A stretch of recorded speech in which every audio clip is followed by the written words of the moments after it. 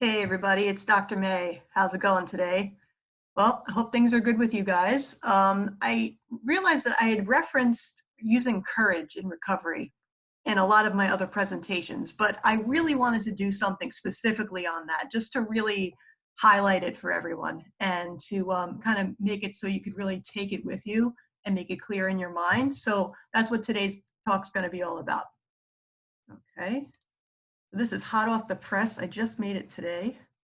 Some of my other stuff have been left over from my files, but this one's brand new, special for you guys, okay? So I love The Wizard of Oz. So this is a picture of the Cowardly Lion getting the courage reward from the wizard, okay? And the root of courage, cor, is French for heart. And so sometimes when we're being courageous, we're leading with our heart. So I thought that was kind of a neat little fun fact to know about courage. Okay, so I found this thing about, well, actually, first, sorry, before I get to that, so what is courage? Okay, so basically, it's the willingness to act in spite of fear. So it's not acting without fear. You could be afraid and then do it anyway, almost like an opposite to emotion action. I also found another definition I kind of like, where courage involves making a decision or taking action where a risk is involved, something actual or imagined to fear. So it may not be a physical, real danger, but it might be a fear that we're kind of harboring in our own mind, that we're just kind of building up within ourselves. So even acting out of a opposite to an emotional mind fear, something that's just imagined, can still be courageous, right? So, that's important to keep in mind too, because sometimes in our recovery and therapy and so forth, that's something we really have to work on. Some of these imagined fears we have and acting anyway, right? And learning to overcome them. And also, they added, courage is the necessary force ensuring growth rather than retreat. So if you think about it, the opposite of courage is really avoidance. So courage is acting and moving forward anyway, despite our fear, but acting with our fear is usually avoiding the situation. So that kind of keeps us stuck sometimes.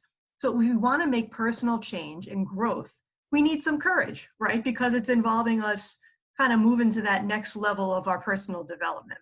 Okay, so how do we foster courage? Well, there's 6 different types of courage, and I'm going to talk about all 6 and how they all relate to our personal growth and development. Okay, so we'll do it one by one. So the first one is physical courage, because this one's, what we typically would think of as courage, such as like on the picture on the left, like firefighters going into a burning building, right? So that's kind of, a very physical kind of risking your actual life in order to do something, so like running into that burning building, going into a battle at war, that's physical courage, okay? But it also actually can be more of an everyday thing, or maybe something that comes up in treatment. So for example, let's say you're working on a certain phobia. Let's say like the woman in the picture, you're afraid of flying. So for you, a physical courage would be to get on that plane or take steps toward getting on that plane and flying anyway. Or let's say you're afraid of a social interaction, you have social phobia. So it might involve interacting with people or going to a party or a social gathering. Or if you're afraid of an animal or driving, it could be physically doing those activities, right? So sometimes when we avoid those things, it kind of keeps our world very small. But if we're able to start to build up some courage in those areas and learn techniques for facing those fears, it makes our world a little more expansive. So that's actually physical courage because it involves doing something. Another thing that could actually take some courage is to make some healthy lifestyle choices. So sometimes, we get into some habits or ruts where we're making unhealthy choices, right? Whether it's substance abuse, it's self-injury, it's unhealthy eating, or whatever it happens to be. So letting go of those old habits and patterns and choosing something healthy is like letting go of an old friend sometimes. So it's a change and it's some risk involved, like even emotional risk, but it's a physical action we're taking. So it's kind of like a physical courage, actually, right? So think about that, right? It takes a little something to get going, right? Okay, so that's physical courage. Next, social courage. There's a lot to this one. So I have a part 1 and a part 2. So number 1, being authentic and being your true self in the world takes a lot of courage. So like that picture says, authenticity. So first you have to figure out what that means because sometimes we're not even sure who we are. We're so used to responding to other people and trying to be who other people want us to be just so we can get accepted that we're not even sure what we're thinking or feeling, or we're not sure what being ourselves would even look like. So there might be kind of a journey to figuring that out first. But when we're a little clearer about what we stand for, it takes courage to be our true self in the world, especially if we're not sure if other people are going to like that. So in DBT, we talk about the FAST skill for self-respect effectiveness. So this is very related to that. So how do I be my true self, standing up for my values, being truthful, all that kind of stuff, and dealing with other people's reactions to that, because they may not approve of everything that has to do with me being myself. So not conforming to the expectations of other people and standing up to peer pressure. And that's especially true maybe, in more of a social environment, like if you're still in high school or college, or maybe some very cliquey work environments or social clubby environments, right? So still being yourself, even in the pressure of other people. So that's social courage. Another thing is very related to assertiveness, which is kind of like a dear man skill in DBT.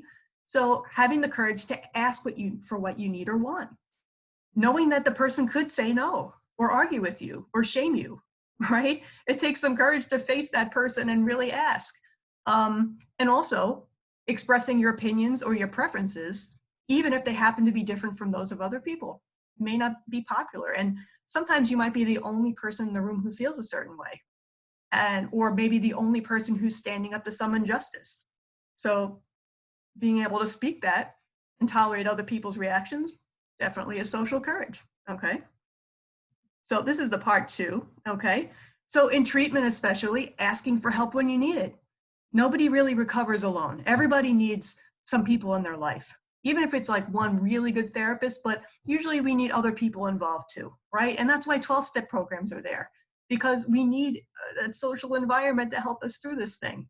So being willing to say, you know what, I need help. I can't figure this out by myself. Social courage, okay? Some of these other situations are also situations where we can feel very vulnerable around other people. So being willing to ask for forgiveness when we screw up, or even being willing to forgive somebody, who hurt us, takes a lot of courage because it makes us vulnerable. Sometimes we're afraid, like, if I forgive somebody, am I going to let my guard down and be more likely to get hurt again? Right? Take some courage there. Building trust with people. So especially if you've been burned in the past, this might be very challenging. But sometimes we start to meet people where it could be worth the risk to slowly take steps toward building trust. But it takes some risk, right? It takes some courage. And of course, courage to love somebody, because you have to make yourself vulnerable in order to be in an intimate relationship. If you keep too many walls up, it's sort of the opposite of being intimate, right? So being able to slowly bring some of those walls down and let other people in is a form of social courage. Okay, so next one is intellectual courage. Okay, so if you think about it, when you're in treatment, it involves having to change your mind about some stuff, okay, and learn some new information that maybe you never learned before, okay? A lot of times we grew up not really learning a lot about how to cope with life, or how to deal with relationships, or how to work on our emotions. So we need to take in some new information, okay, and admit that maybe I didn't know everything, right? So being able to challenge your old ways of thinking and learn new things takes some courage, because you have to let go of something you've been holding on to. Even though you might have held on to it knowing that it wasn't working, it still takes a little something to let it go, right? Or loosen the grip a little bit.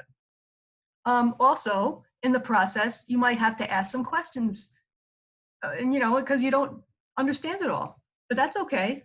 But sometimes it's hard to admit you didn't already know it or understand it. And along the way, as you're learning new stuff, it's not going to be a perfect process, and you're going to make some mistakes, and you're going to face some challenges, right? So being willing to persist in the face of difficulty, continue to learn, continue to ask questions, takes some intellectual courage, all right? Okay, next, moral courage, all right? So this is about doing the right thing. even when it's hard. So it's about acting from your conscience, your morals, your values, your wise mind, however you like to conceptualize that. Now, the earliest step might be to clarify what that means for you. Maybe we haven't spent a whole lot of time thinking about what my values are or what doing the right thing means for me. So that can be an earlier step, something you can work on. But once you get a little more clear about that, it's a sign of integrity to have your values match your actions. And when they do, you become a much better model for other people. So especially if you have younger people in your life, like your own kids or nieces or nephews, or students if you're a teacher, right? You're going to be a model for moral courage, for doing the right thing even when it's a challenge. Okay? And that can make you feel really good knowing that people could look up to you for that. And also related to this is admitting when we're wrong. That when we realize we did something that was against our values, or we hurt somebody intentionally or unintentionally, or made a mistake, that we could admit to it, accept the consequences, apologize, and accept whatever the consequences are gracefully. So that takes a lot of courage. Sometimes we'll do anything to cover up our tracks, but being willing to do this could get you a lot of respect, self-respect, and respect from other people. Okay, emotional courage. Now, I hope that this one's a little obvious to you guys, especially if you're DBT people, because, one of the big struggles for folks that come to DBT is emotions and having difficulty managing your emotions, or having difficulty allowing different kinds of emotions, right? Some emotions might feel acceptable to you. Maybe when you grew up, certain emotions were okay with your family and other emotions were not okay.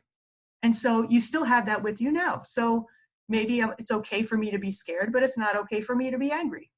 Or it's okay for me to be angry, but it's not okay to feel shame, right? So, or maybe it's not even okay to feel joy. There might be stuff that I can't allow myself to feel, but in the process of treatment, I'm going to learn how to experience and accept the full range of emotions to the best of my ability, right? It takes a while, it's not going to be instant, but being able to feel it and accept it and not shame what I'm feeling takes some courage, because the emotions can be very hard to sit with. We might have an instinct to want to run away from them or do a target behavior or do anything just to get out of it. But instead of running away, facing them takes some courage, right? That's where the heartfulness comes in, the core, the heart, right? Using our heart to face our emotions and allowing ourselves to be vulnerable to them, but still love ourselves anyway. Oh, now that's healing, okay? That's healing. Okay, and finally, spiritual courage, okay?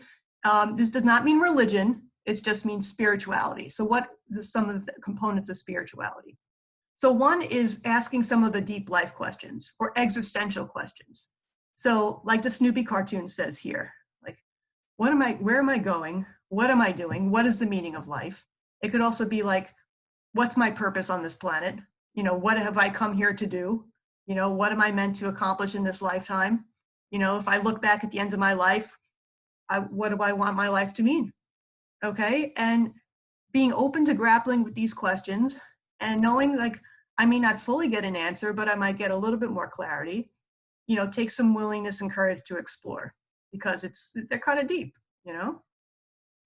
Another thing is grappling with the impermanence of life, that everything in life changes, and including all my feelings, all my experiences, the different people in my life change, my physical appearance changes, and my life itself is impermanent, that it will come to an end one day. And grappling with that impermanence and our mortality takes some courage. Okay? And related to spirituality, sometimes the hardest thing to do is just to sit still with yourself. And that's why meditation can be so hard, and why some people will do everything just to avoid being with themselves. So having the courage to sit still, listen to that inner voice, commune with your higher power, pray, meditate, all those kinds of things. Listen instead of always talking, definitely takes some courage. All right, and I believe, yep, that's the end. Okay, so I hope that helps you stir up some courage. All right, because courage is the fuel that'll keep us going in this journey called recovery in life.